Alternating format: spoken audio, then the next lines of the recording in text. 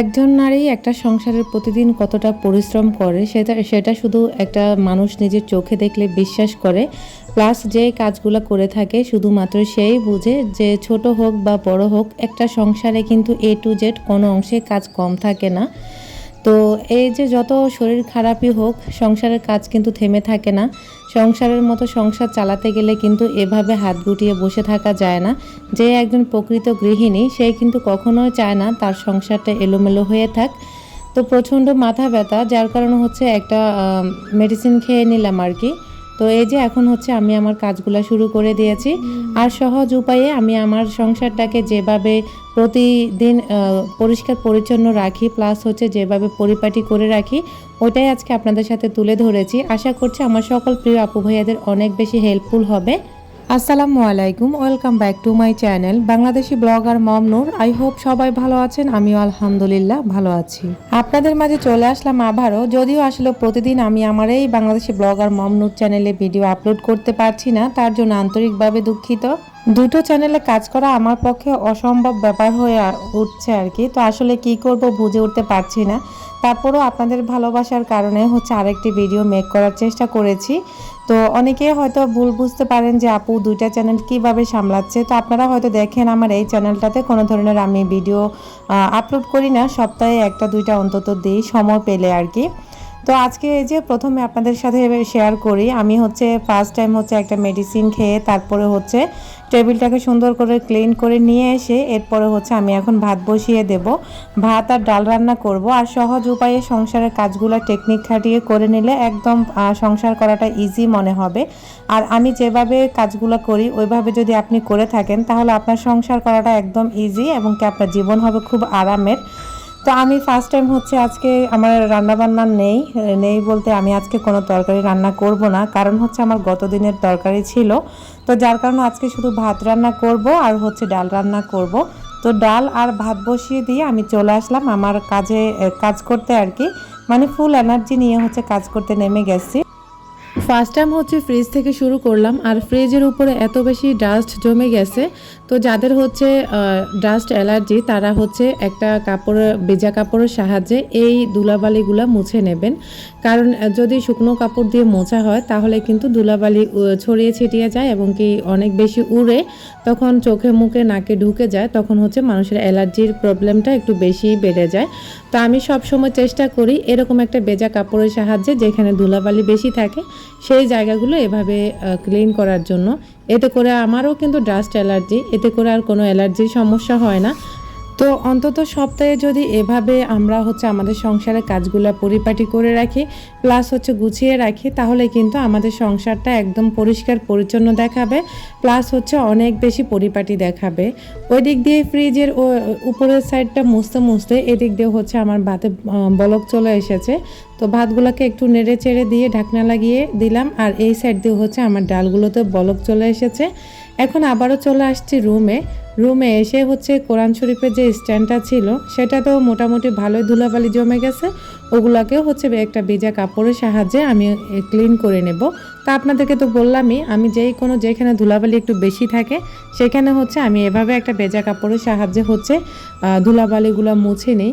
এতে করে আর ধুলাবালি উড়ে না। আজকে প্রায় এক সপ্তাহ ধরে আমি আমার ঘরটাকে এভাবে হচ্ছে ক্লিন করছি না, কারণ আমার বাসায় মেহমান ছিল, প্লাস হচ্ছে আমি মোটামুটি অসুস্থও ছিলাম। তো সব মিলিয়ে একটু ব্যস্ত সময় পার করেছি, যার কারণে এই জায়গাগুলোতে আমার হচ্ছে হাত দেওয়া হয়নি বা পরিষ্কার করা হয়নি। তো আমি যতই অসুস্থ থাকি আর যত কিছুই থাকি না কেন, যত ব্যস্ততায় সময় পার করি, আমি কিন্তু চেষ্টা করি অন্তত একটা সপ্তাহে একটা দিন আমি আমার এই জিনিসগুলোকে একটু পরিষ্কার পরিচ্ছন্ন রাখার জন্য।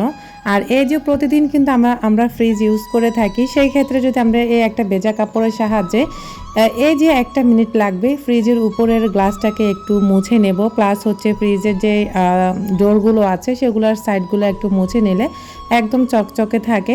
এতে করে আর হচ্ছে আলাদা একটা ডিপ ক্লিনের প্রয়োজন হয় না।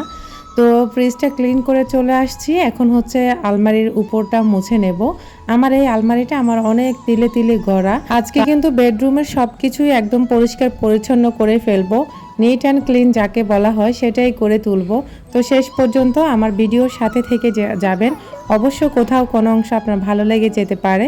যদি ভালো লাগে আবারও বলবো প্লিজ একটি লাইক দিতে ভুলবেন না। আলমারিটা কিছুক্ষণ মুছে নিলাম। এখন হচ্ছে চোখে পড়লো রাউটারের উপরে অনেক বেশি ধুলাবালি জমে গেছে। তো এখানে যেহেতু আমাদের বাড়িওয়ালা ড্রিল করতে দেয় না, যার কারণে হচ্ছে আমি আর এটাকে ড্রিল করতেও পারিনি, বা এভাবে হচ্ছে আলমারির উপরে রেখে এখন আপাতত ইউজ করছি আর কি। আর মনে হয় না কখনো ড্রিল করতে দিবে, এভাবে আমাদেরকে হচ্ছে ব্যবহার করতে হবে। তো এই যে উপরেও কিছু ধুলাবালি জমে গেছে, ওগুলোকে হচ্ছে শলা দিয়ে ঝেড়ে নিচ্ছি আর কি। আর এই যে রাউটারটাকে এখন আমি জায়গা মতো বসিয়ে দেব। বসিয়ে হচ্ছে আবারও হচ্ছে আমি আমার আলমারিটাকে একটুখানি মুছে নেব। আসলে চারিপাশ মুছতে গেলে একটু টাইমের প্রয়োজন হয়, আর এত উপর থেকে ভিডিও করাটাও অনেক বেশি টাফ হয়ে যায়। যদিও আসলে আমি সপ্তাহে অন্তত আমার আলমারি একবার হলেও মুছি, আর অন্যান্য জিনিসগুলো দেখা গেছে প্রায় মোছা হয়, তবে আমার আলমারিটা একটু কম মোছা হয়। যেহেতু আলমারি হচ্ছে মানে কাঠ কালারের, প্লাস হচ্ছে একটু ধুলাবালি কম দেখা যায়, যার কারণে ওটাকে একটু সময়টা কম দিই। তবে আমার তিলে তিলে ঘোরা এই ফার্নিচারগুলোকে আমি চেষ্টা করি সপ্তাহে অন্তত একটা দিন এদেরকে সবাইকে সময় দিতে, সুন্দর নিট অ্যান্ড ক্লিন করতে, প্লাস হচ্ছে সবাইকে সাজুগুজু করানোটা আমার এটা একটা দায়িত্বে বা একটা কর্তব্যের মধ্যে পড়ে থাকে। আর মেইন কথা হচ্ছে আপনি যতই ফার্নিচার করেন না কেন, আপনি যদি ফার্নিচারের পরিচর্যা না করেন তাহলে আপনার এই ফার্নিচার করে কোনো ধরনের লাভ নেই। তো প্রতিদিন যদি করতে নাও পারেন, তবে সপ্তাহে অন্তত একটা বার এই ধরনের ফার্নিচারগুলোকে বা পুরো বাসাটাকে একটু নিট অ্যান্ড ক্লিন করার চেষ্টা করবেন।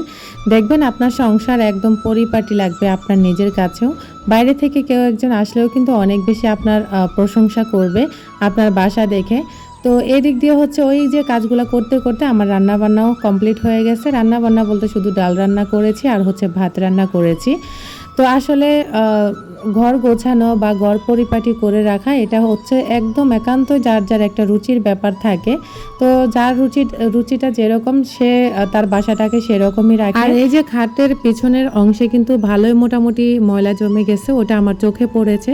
চোখে পড়া মাত্র কিন্তু আমি আর দেরি করিনি, আমি চেষ্টা করেছি সময়ের সাথে সাথে হচ্ছে কাজটাকে করে নিতে। কারণ আমি যদি আজকে লেট করে ফেলি তাহলে কিন্তু পরবর্তী সময় এটা আর আমার আলসেমি লেগে যাবে, কখন করা হবে তার কোনো ঠিক নেই।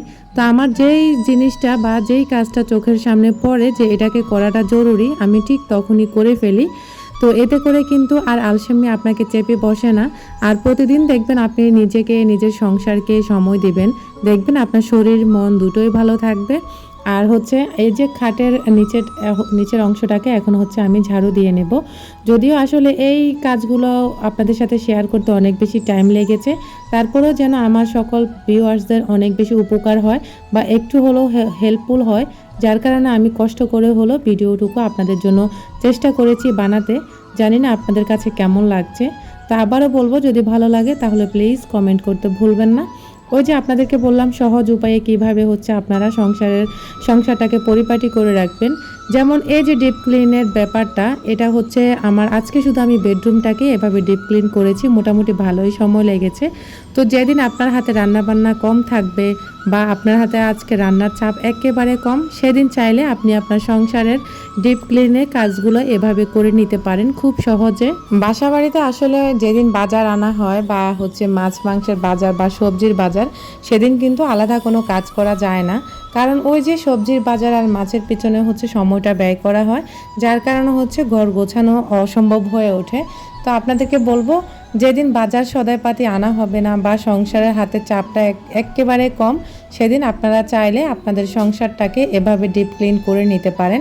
আর এই যে দেখতে পাচ্ছেন অনেক বেশি ধুলাবালি জমে গেছে।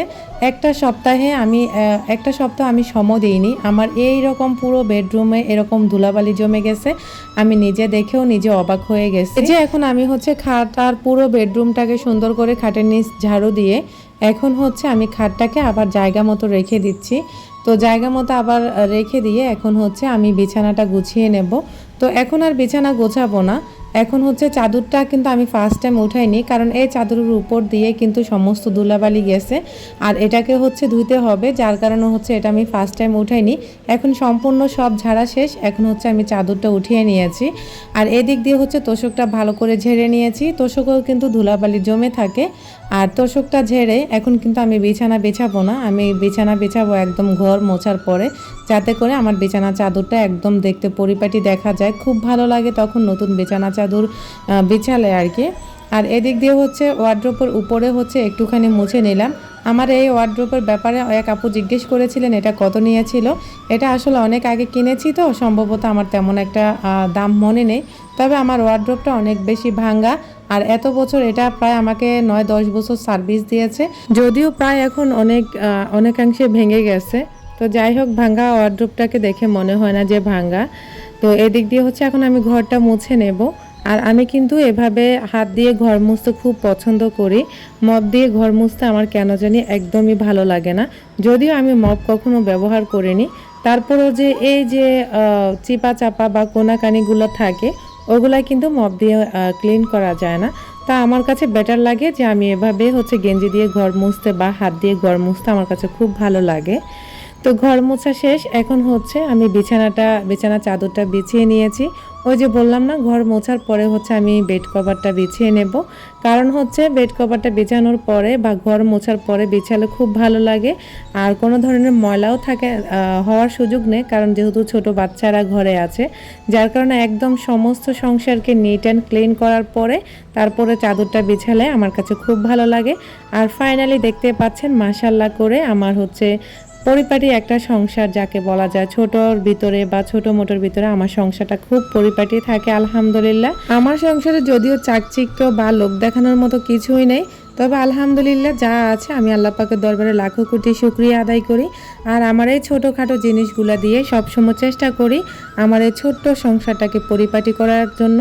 আর ফাইনালি হচ্ছে সমস্ত ঘর নিট অ্যান্ড ক্লিন করার পরে এখন হচ্ছে কাপড় চোপড় ধুয়ে এসেছি, প্লাস গোসল করে এসেছি। আর এত বেশি বৃষ্টি নামবে বাইরে, আপনারা দেখতে পাচ্ছেন অনেক বেশি অন্ধকার, মনে হচ্ছে যে রাত হয়ে গেছে। এখনও কিন্তু রাত হয়নি, দুপুরবেলা আর কি। তো এই যে অনেকগুলো কাপড় চোপড় ধুয়ে তারপরে হচ্ছে গোসল করে চলে এসেছি। আর এখন আমার কাছে বিশ্বাস করবেন না, এত বেশি ভালো লাগছে, মনে হয় যে আমি হচ্ছে পৃথিবীর সবচেয়ে সুখী একজন মানুষ। আমার কাছে এত বেশি সুখ লাগে আর এত বেশি ভালো লাগে আমার ঘর এবং কি আমার সংসারটা পরিপাটি দেখার পরে, প্লাস হচ্ছে পরিপাটি করে রাখার পরে আমার কাছে মনে হয় আমি পৃথিবীর সবচেয়ে একজন সুখী মানুষ আলহামদুলিল্লাহ। যদিও আমার কাছে আহামরি কিছু নেই, এই যে টুকিটাকি এই জিনিসপত্রগুলো দিয়ে হচ্ছে আমি অনেক বেশি সুখী আলহামদুলিল্লাহ। আপনারা সবাই আমার এই ছোট্ট পরিপাটি সংসারটার জন্য দোয়া করবেন। আর যেভাবে আমি আপনাদেরকে বলেছি ঠিক এভাবে কাজ করলে আপনার সংসারটা আপনার থাকবে হাতের মুঠো এবং কি নিট অ্যান্ড ক্লিন থাকবে, ছোটো মোটোর ভিতরে একদম সংসারটা থাকবে পরিপাটি। তো ভিডিওটি ভালো লাগলে বেশি বেশি করে শেয়ার করতে ভুলবেন না এবং কি সাবস্ক্রাইব করে আমার পরিবারের পাশে থেকে যেতে পারেন। আর প্লিজ লাইক কমেন্ট শেয়ার করতে ভুলবেন না। এখন সন্ধ্যার পরে একটু চা খেয়ে নেব। আবারও বলছি যদি ভালো লাগে তাহলে প্লিজ কমেন্ট করতে ভুলবেন না। আজকের মতো এখানেই বিদায় নিচ্ছি, দেখা হবে অন্য কোনো ভিডিওতে। আল্লাহ হাফেজ, আসসালামু আলাইকুম।